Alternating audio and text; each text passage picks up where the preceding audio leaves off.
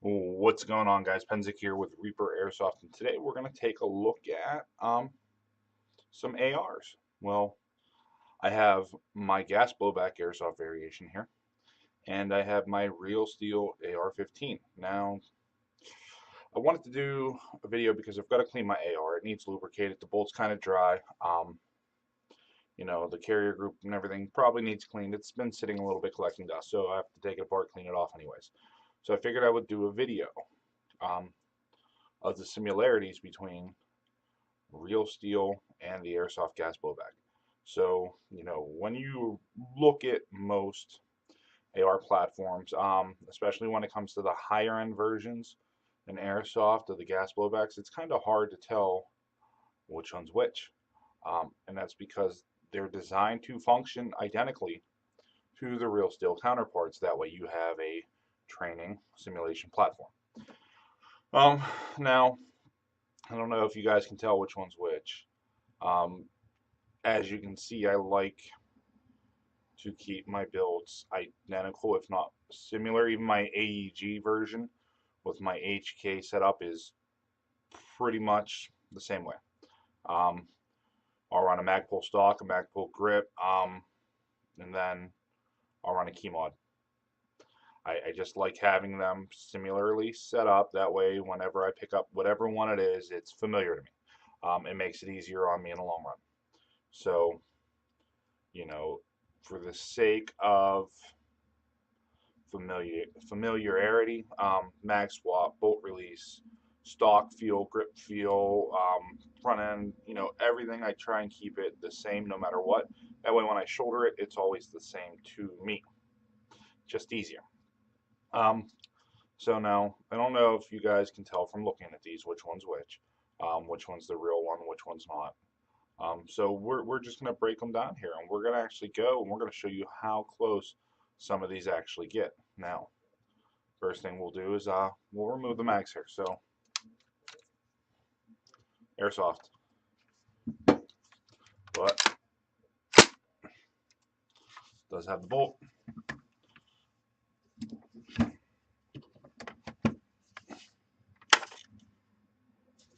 Real. So now we know which one's which, right? Why don't we separate the upper and the lower? Now what I'm gonna do is I'm gonna actually fully separate the upper and lower on these, and we'll go ahead and we'll put these side by side and we'll see. Now it is very key to remember the ATF. It's a huge no-no to, oh, let me put this stuff in this gun. Do not do that. That is a huge no-no. The ATF does not like that stuff. They have their reasons. I don't even want to question what their reasons or, and I know you guys are out there, but Mark, there's no way the airsoft version will handle the pressures, and it may not. I don't care. I don't even want to question it. The last thing I want is Mr. ATF man knocking at my door going, what the hell are you trying to do? So, I don't even want to question it. Now, got both uppers, both lowers separated. I'm going to set both lowers off to the side for now. We'll focus on, let's start off with the bolt carrier groups on both.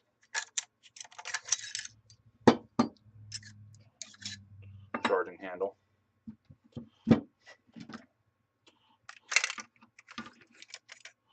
Bolt carrier group. Charging handle.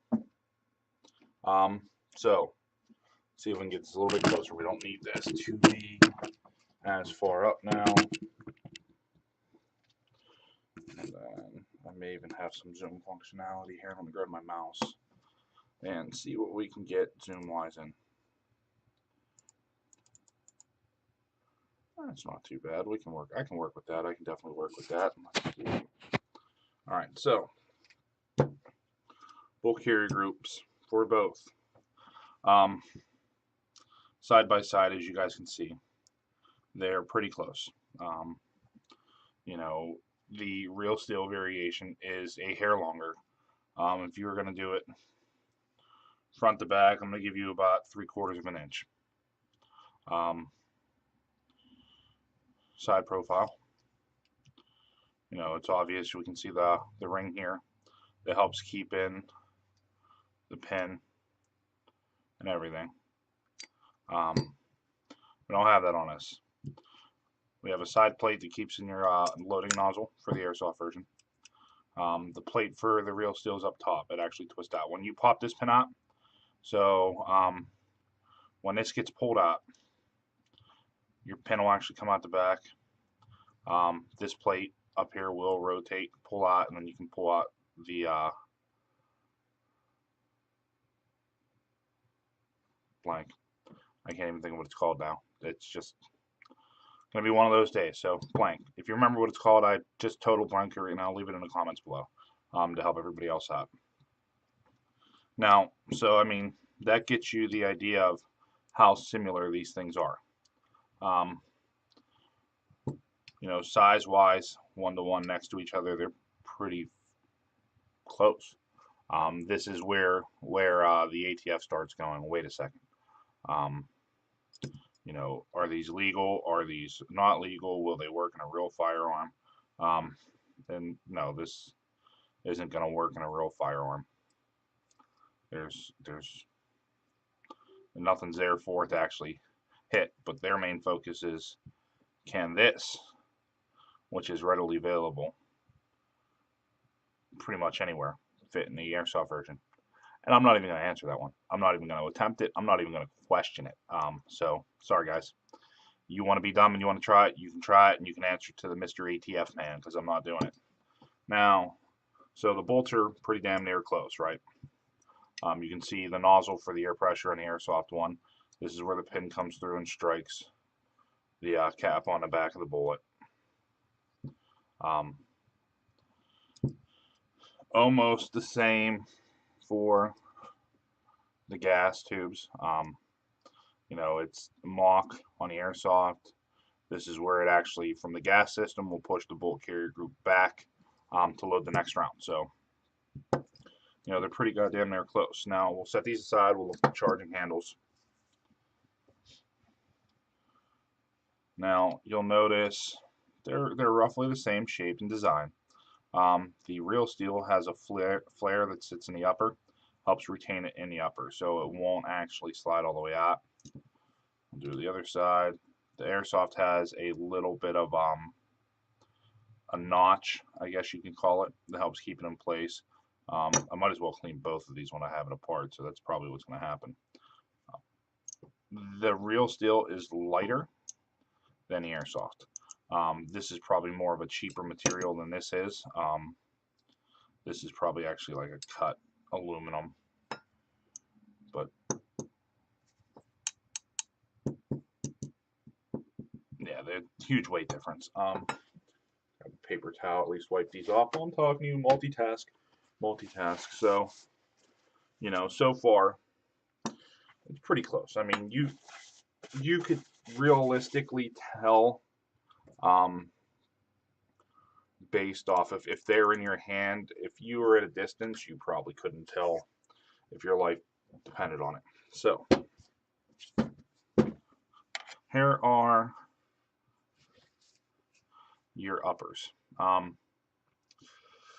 Once again, extremely close. There are a few differences in both of them. This one is the real steel. This one is the airsoft version. The huge difference is the real steel. I don't know if you can see that. It has the gas tube coming out of the center. The gas tube is right there. And this is where the back pressure from the bullet as it escapes the barrel pushes your bolt carrier group back to cycle and chamber the next round. Now the airsoft version doesn't have that because it doesn't need that. It doesn't work off of the gas pressure coming from the barrel. It works off the gas pressure coming from the mag. Both have the feed ramp in there.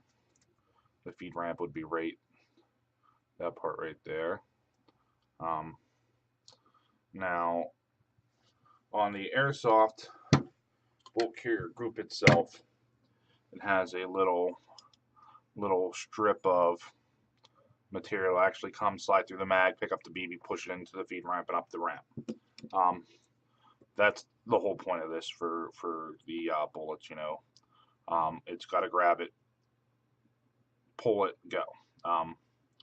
So that gives you an idea of some of the differences. The biggest difference from the airsoft to the real steel. Let's see if I can get them. I'm not going to be able to get them stand up. I know I'm not. So now, here's your huge difference. Airsoft, you're going to notice there's an extra little lever here. Now, if we had a full auto,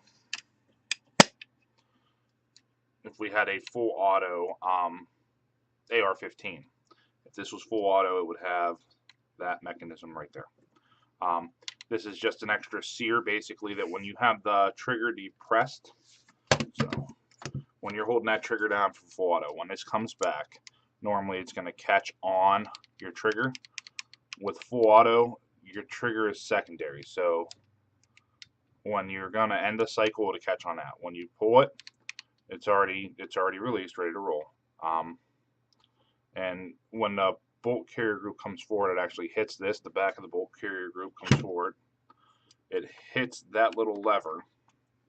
The bottom half here will hit this lever. So comes forward, hits the lever, hits, cycles again. Because we're full auto and depressed, cycles again. Bolt comes forward, hits, cycles again. Now see, if you notice, if I don't have the trigger down, I don't have it depressed, when it goes to release on full auto, the main trigger sear catches. So that's how it stops. So as long as that's depressed, it's gonna boom, back, boom, back, boom, till you let go. It sets it on the normal secondary sear. The main sear for semi-auto is what catches it. And that sear is kind of hard to get, but it sits down here. It's a little J type of hook, I guess you can call it, and that's what your main semi-auto functionality clicks into. The real steel runs off the same principle. You can see that little hook a little bit better here. That's where it catches. Well, technically on the real steel, I don't think it catches right there, but where are we catching at? Ours is way on the bottom. Real steel is way on the bottom, where the airsoft's catching a little bit higher. Let's release it.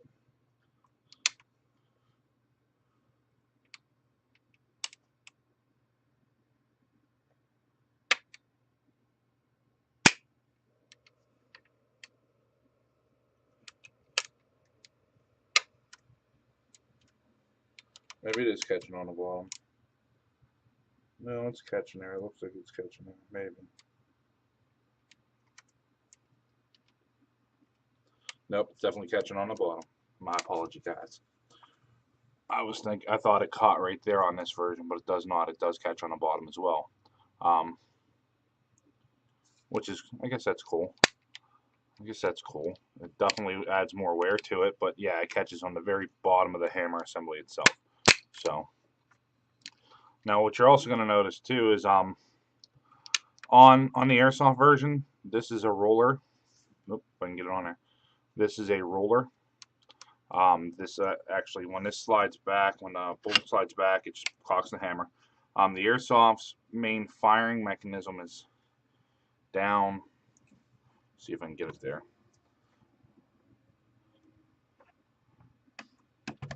Alright, so this pin right here is what actually hits the mag. That pin right there is what hits the mag and releases the pressure from the mag. On the real steel, we're not hitting the mag, we're actually hitting the bolt itself.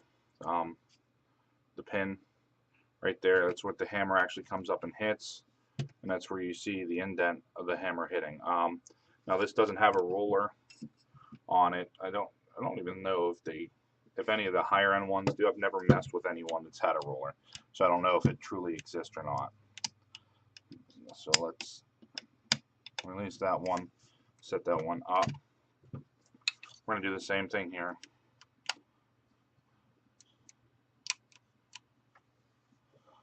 So it gives you a basic breakdown of everything there. Now the bolt catch is pretty much the same concept. On the Airsoft magazine, when it's out, there's a little pin, sits right back here. That pin actually pushes up the bolt catch, which causes it to pop up, catch the bolt carrier group in the back rear position, letting you know that it's out. Real steel is almost identically the same thing. I'm not emptying my mag. It's too much. It's more of a pain in the ass to empty it than it is to load it.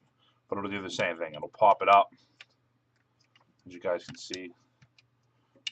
Let's cock that back. So it'll pop it up, catching the bolt so the bolt doesn't cycle forward. And that's when you load your next mag, hit the bolt release, cycle forward, go.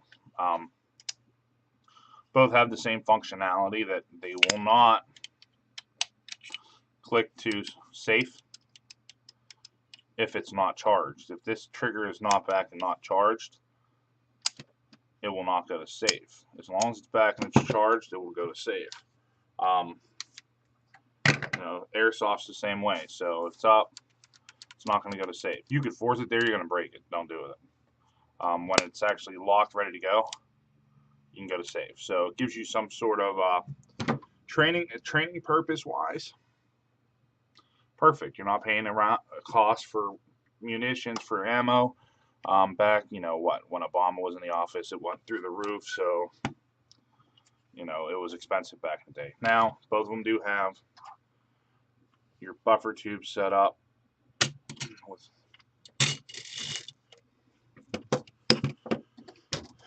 Okay, let's get this one out.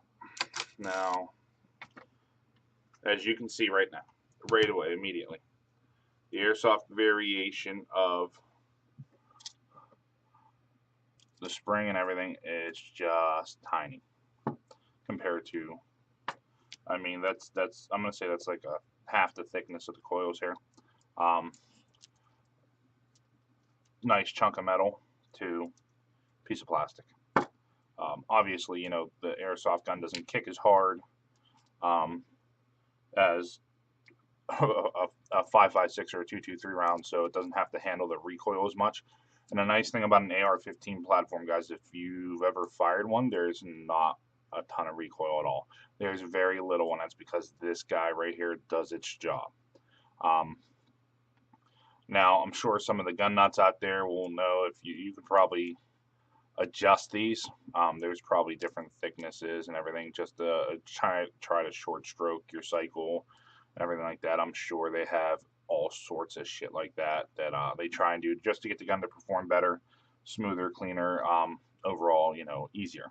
So I'm sure they have some sort of variation, because we do it with the Airsoft stuff, even with like the Mac 11s. Everybody will short stroke those, so those things cycle faster. I'm sure there's a variation some way, shape, or form for the real steel that they try and either reduce the kick a little or get it to cycle a little bit faster.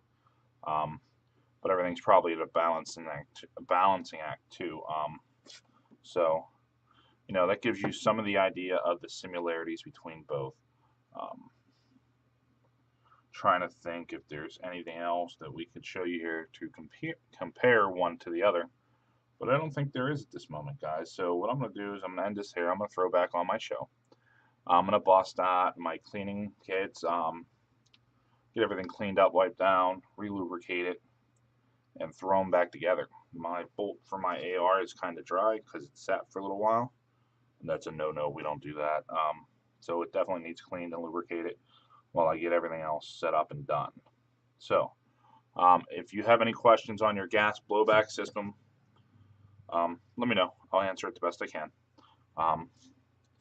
If you have any questions on your AR15, probably not the best source of knowledge. I know there's a ton of guys out there who specialize in that. That'll tell you, what actually is causing your cycle to be off.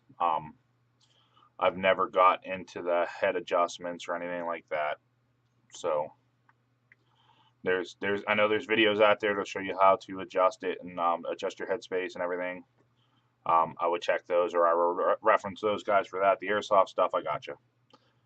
Real steel, I just know how to put them downrange here and have fun with it. So, but I figured I figured it'd be a nice video to see the side by side comparison of both.